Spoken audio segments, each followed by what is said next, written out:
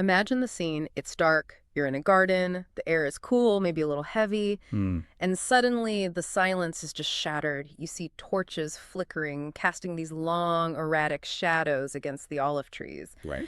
And a crowd emerges from the darkness. And they aren't just, passing through. They are armed. Clubs, swords. There's an aggression in the air you can feel. Oh, absolutely. It makes the hair on the back of your neck stand up. And out of this mob steps a man, a friend. Someone you know.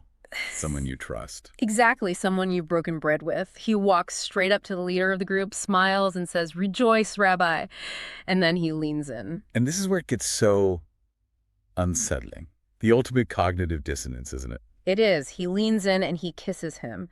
But when you look at the text closely, it's not just a peck on the cheek, is it? No, and this is where the English translation really softens the blow. In Matthew 26:49, the text says he kissed him, but the Greek word there is kataphileo. Kataphileo. Okay, break that down for me. I know phileo is like brotherly love, a kiss. What does the kata add to it? So kata is a prefix that basically acts as an intensifier. It means to do something thoroughly or fervently. Fervently. So Judas didn't just give Jesus a polite little greeting. He kissed him repeatedly, fervently. He was embracing him, maybe even hugging him, holding him. Oh, wow. That makes my stomach turn. So he's selling him out to be executed, and he's doing it with excessive affection. Excessive performative affection. It was a targeting system. A targeting system. Yeah, think about it. It's dark. There's the chaos of a mob.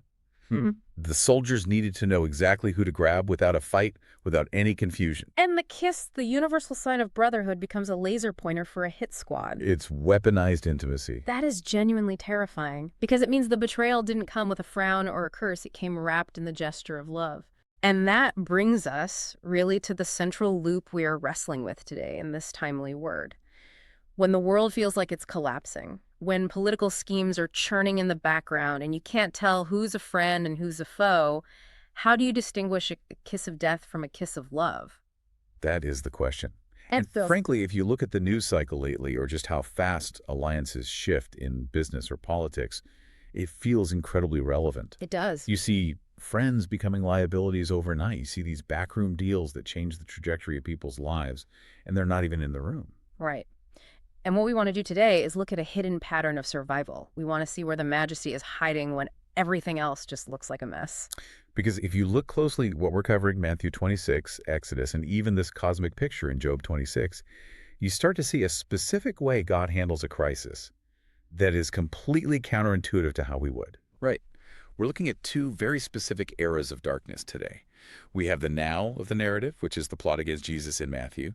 And then we're going to do a bit of a flashback, a catch-up, if you will, to Exodus. I love a good flashback. So set the stage for us. Where are we in the timeline? Okay, so in Matthew, Jesus has just finished his teaching.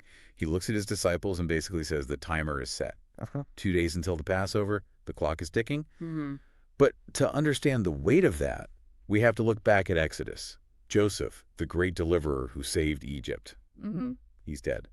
And a new king rises up who has forgotten the history. So you've got two eras, two different kinds of oppression. One under Pharaoh in Egypt and one under the religious and political pressure of Caiaphas, the high priest in Jerusalem. Exactly.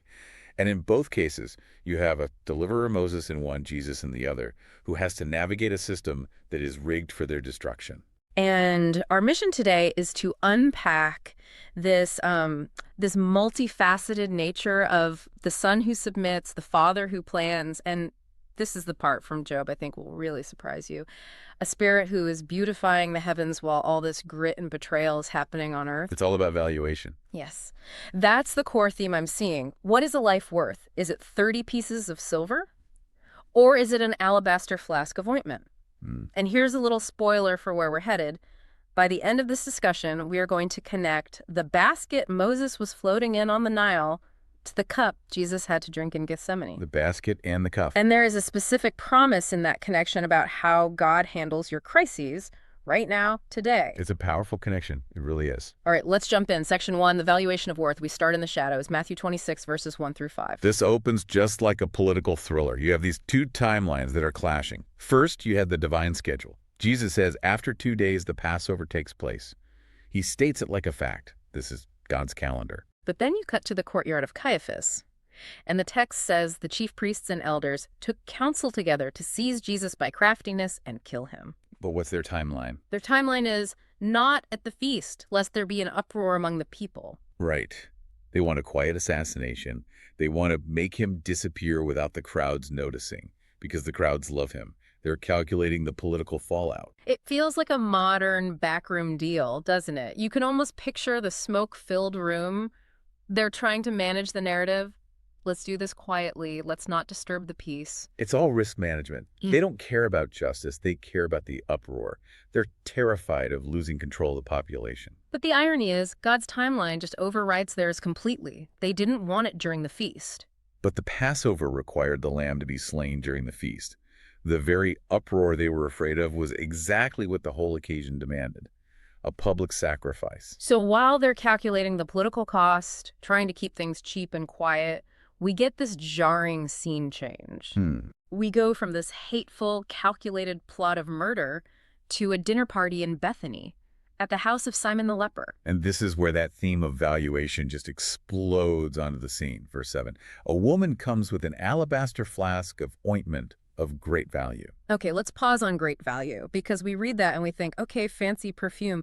But do we know what this actually was? We do. Matthew just calls it ointment, but the other accounts tell us it was nard, or spikenard. Spikenard. It's an aromatic, amber-colored essential oil, and it's derived from a flowering plant that grows in the Himalayas. The Himalayas, you mean like Nepal, India? Exactly. So just try to imagine the supply chain in the first century. This didn't come from the local market. This had to be harvested in the mountains of Asia. Wow. Transported by caravan across thousands of miles of the Silk Road, through Persia, across the desert, just to get to a little village in Judea. So the import taxes alone would have been astronomical. The text suggests it was worth about 300 denarii. Okay, help me with the inflation calculator here.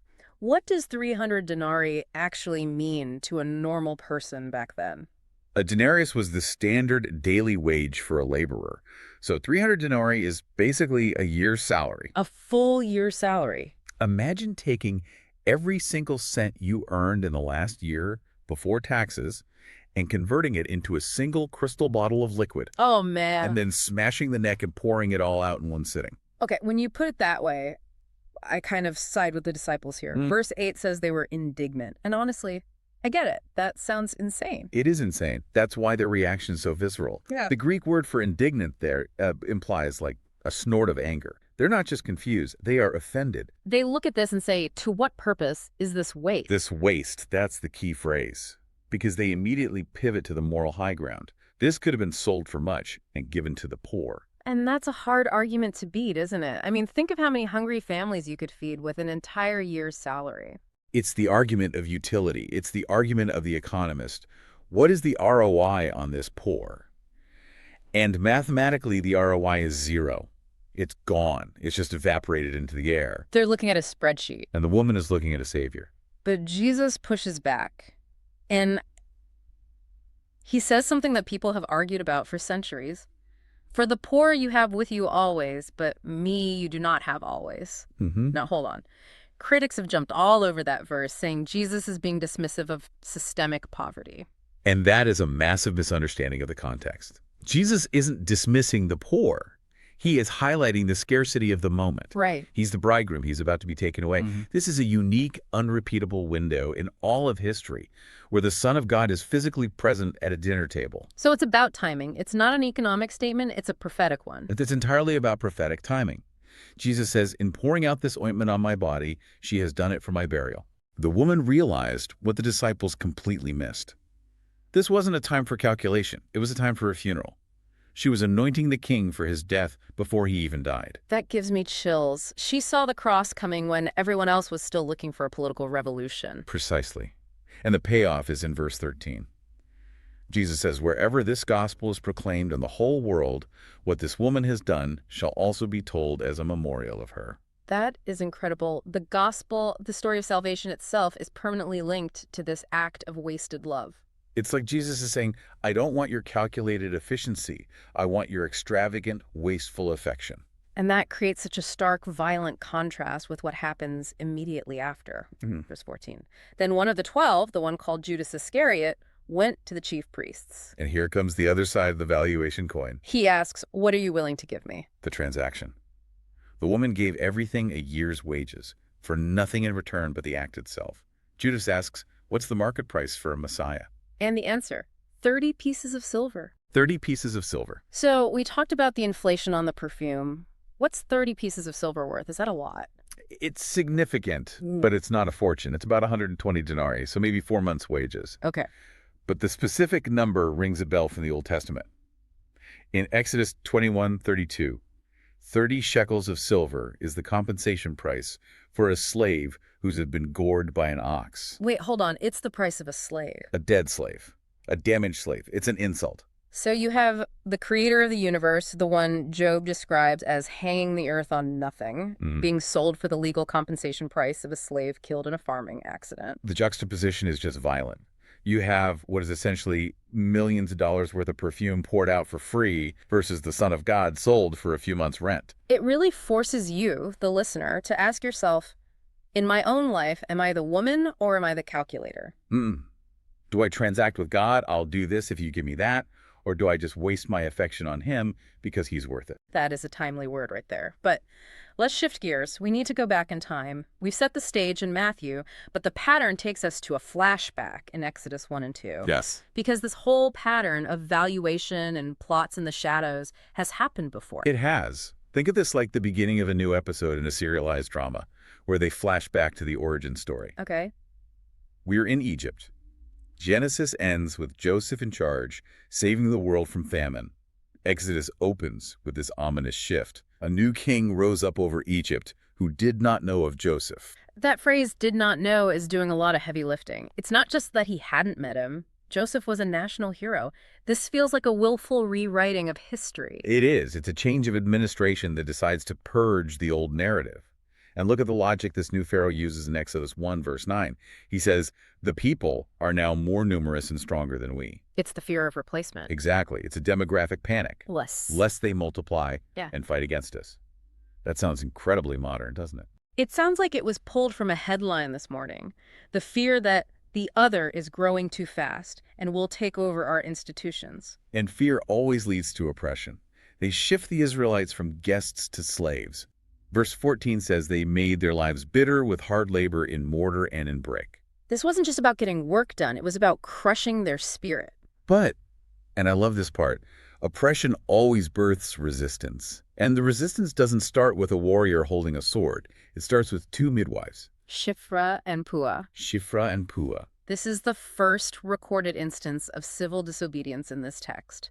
The king gives a direct order. When you see them on the birth stool, if it is a son, you are to put him to death. It's a genocide order, a partial birth abortion order. He wants to cut off the lineage, the strength of the people. But the text says the midwives feared God and did not do as the king of Egypt had commanded. They feared God more than the tyrant standing right in front of them. That is a massive statement. And when Pharaoh calls them on the carpet, why did you let the boys live? Look at their excuse in verse 19. Oh, this is comedy gold. They say, the Hebrew women are not like the Egyptian women, for they are vigorous. The Hebrew word there is kayof. It implies they are like animalistic, lively, wild. There's no way. They essentially tell Pharaoh, Your Majesty, these peasant women, they're like field animals. They drop the baby and get back to work before we can even grab our medical bag. So they're playing into his racism. 100%. They're using his own prejudice against him. Pharaoh likely looked at the Hebrews as subhuman beasts anyway. So when the midwives confirm his bias, oh, they're just too wild to control, he buys it. It's a clever, maybe even sarcastic deflection. It is. And the result is that God dealt well with them. He gave them families of their own because they protected his families. But Pharaoh doesn't stop. He escalates. He issues a public decree. Every son who is born you shall cast into the river. So the Nile goes from being the source of life for Egypt to the designated site of execution for the Hebrews. And this is where we meet Moses, or rather, Moses' mother. She sees he's a fine child. She hides him for 3 months. But when she can't hide him anymore, she does something fascinating. She obeys the letter of the law but subverts the spirit of it. Pharaoh said, put him in the river. So she puts him in the river. But in a basket. In a basket. And let's talk about that basket, because I've heard there's something special about the word used there. There is. The Hebrew word is teba. It's a rare word. It's only used in one other place in the entire Bible. Don't tell me. Noah's Ark. Bingo. Noah's Ark. Whoa, so she isn't just weaving a little bassinet, she is building an ark. She is building a vessel of salvation to pass through the waters of judgment. Yeah. Just as Noah was preserved through the flood, Moses is being preserved through the Nile. And she even plasters it with tar and pitch. The exact same construction method used for Noah's Ark. That changes the whole image for me. It's not just a desperate mom, it's a theological act. She is trusting God to carry him through the chaos. And the irony here is just, it's perfect. Who finds him? Pharaoh's daughter. Yeah. The daughter of the very man who ordered the genocide. Unbelievable. She sees the baby, she has compassion. And then Moses' sister, Miriam, who is watching from a distance, runs up and says, "Hey, want me to go find a nurse for you?" And she goes and gets Moses' own mother. So Pharaoh's daughter pays Moses' mother with money from the royal treasury to nurse her own son. Yes, under the protection of the royal house that wanted him dead. You cannot make this stuff up. God is using the enemy's resources to fund his plan of deliverance. It's the ultimate valuation reversal. The world says this baby is trash to be thrown in the river.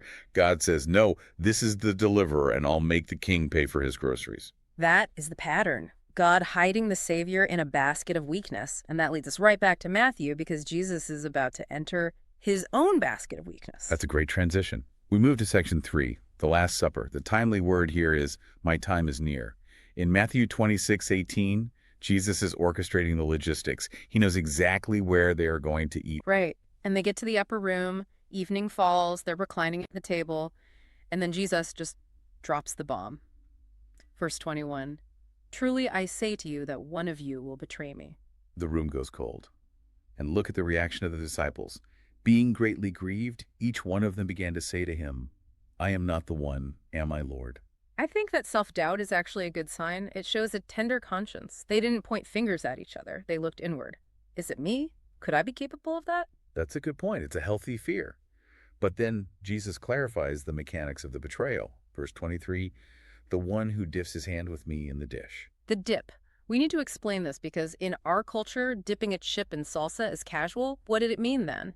In the ancient Near East, eating from a common bowl was a covenant act. It was a sign of deep friendship, of trust, of shared life. You didn't do this with strangers. Never. And you certainly didn't do it with enemies. To betray someone you dip with is the absolute highest form of treachery. It means the knife is coming from inside the circle of intimacy. Precisely.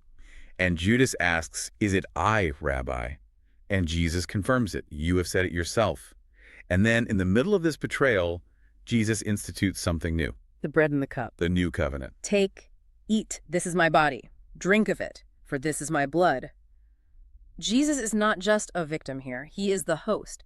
He is initiating a new way to access the Father. But notice verse 29.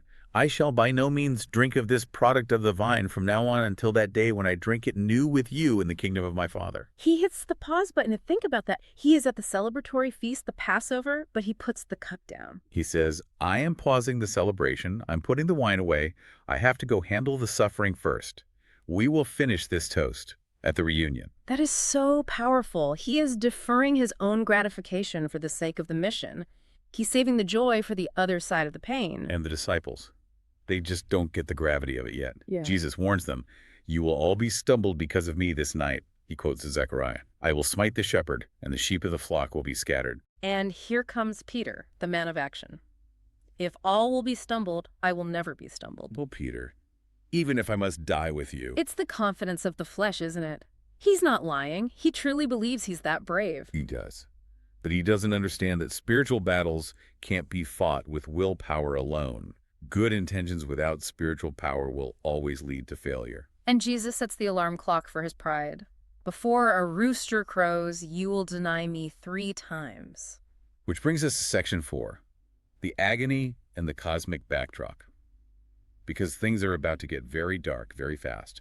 They leave the upper room and they go to Gethsemane. The oil press, that's what Gethsemane means. The place where the olive is crushed under massive weight to extract the oil. And we see a total shift in Jesus. In the upper room, he was the confident host. Now he is exceedingly sorrowful even to death. He takes Peter, James, and John, the inner circle. He asks them to watch, and he goes to pray. "My Father, if it is possible, let this cup pass from me, yet not as I will, but as you will." The cup. In the Old Testament, you see it in Jeremiah and Isaiah. Mhm. The cup is often the cup of God's wrath. It's the judgment against sin. So Jesus isn't just afraid of dying. Martyrs have died singing. Exactly. He is looking into the abyss of separation from the Father. He is about to absorb the spiritual toxicity of the entire world. That's what terrifies him. And while he is agonizing, sweating like it's drops of blood, where are his friends? Asleep. It's tragic. So were you not able to watch with me for 1 hour? It is tragic, but it's also deeply human. Jesus says the spirit is willing, but the flesh is weak. We often judge the disciples here, but have you ever been in a crisis where you were just physically exhausted? Grief causes a physical shutdown. That's a good point. Maybe it wasn't indifference. Maybe it was just emotional and physical exhaustion. But the application is still stark. When you are walking through your hardest mile, even your best friends might be asleep. Not because they don't love you, but because they are human. Jesus had to walk that distance alone. But here is where we need to zoom out. Because if we just stay in the garden, it looks like weakness. It looks like Jesus is crumbling. But we have another source in our stack today, Job 26. Right. We need to look at who this God is that Jesus is praying to. While Jesus is sweating in the garden and Moses is crying in the basket, what is the Father doing? Job 26 paints a picture of terrifying majesty. Verse 7. He stretches out the north over the void. He hangs the earth upon nothing. Stop there for a second. Hangs the earth upon nothing. When was Job written? It's likely the oldest book in the Bible. We're talking maybe 2000 BC. So thousands of years before Newton, before space travel, before we knew about gravity, the Bible describes the earth as floating in a void. Exactly. The prevailing science of the ancient world said the earth sat on pillars or on the back of a giant turtle or was held up by elephants. Job says, no, he hangs it on nothing. That is chilling. It's an uncannily accurate description of a planet in space. So the God who can suspend a planet in a vacuum just by his will, that is who Jesus is talking to. Yes. And look at verse 12. By his power he stilled the sea, and by his understanding he struck down Rahab. Now, most of us know Rahab as the woman in Jericho who hid the spies. But this feels different. Very different context. Yeah. In the poetic books like Job and Psalms, Rahab is a mythological term for the primeval sea monster. It represents chaos, the dragon of the deep. So Job is saying God punched chaos in the face. He pierced the fleeing serpent. Right. In verse 13 says, by his spirit he has garnered the heavens, or beautified the heavens. So you see the Trinity there. The power of the Father who strikes a monster, the Spirit who designs the constellations. And the Son, who is kneeling in the dirt, sweating blood. That is the paradox. The God who has the power to crush the sea monster is allowing his Son to be crushed. And Job 26 verse 14 gives us the key. Indeed, these are but the fringes of his ways. How small a whisper do we hear of him? Well, whisper. The crucifixion, the persecution in Egypt, the suffering in your life. It looks like the whole story. But Job says it's just a whisper. The thunder of his might is happening behind the curtain. The God who holds the universe together is holding the situation in Gethsemane together, even when it looks like it's all falling apart. That reframes everything. It's not that God has lost control. It's that he is operating on a level of power we can't even comprehend. He is restraining his power for a specific purpose. And that restraint is on full display in Section 5, the arrest. Exactly. We're back to where we started in the intro. Judas arrives. The kiss the cataphilia happens. Jesus says, friend, what are you here for? And then chaos breaks out. Someone, Peter, we know from the other Gospels, pulls out a sword and chops off the ear of the high priest's servant. It's a moment of panic. Peter is trying to fight a spiritual battle with a physical weapon. He's trying to stop the prophecy, and Jesus shuts it down immediately. Return your sword to its place. And then he says something that links right back to that Job 26 power. Do you think that I cannot beseech my Father, and he will provide me at once with more than 12 legions of angels? Let's do the math on that. A Roman legion was what, 6,000 troops? Roughly, yeah. So 12 legions is 72,000 angels. And in the Old Testament, one angel killed 185,000 Assyrian soldiers in one night. So 72,000 angels. That's enough to unmake the solar system. So Jesus is saying, I have the nuclear codes. I could end reality right now if I wanted to. But how then shall the scriptures be fulfilled?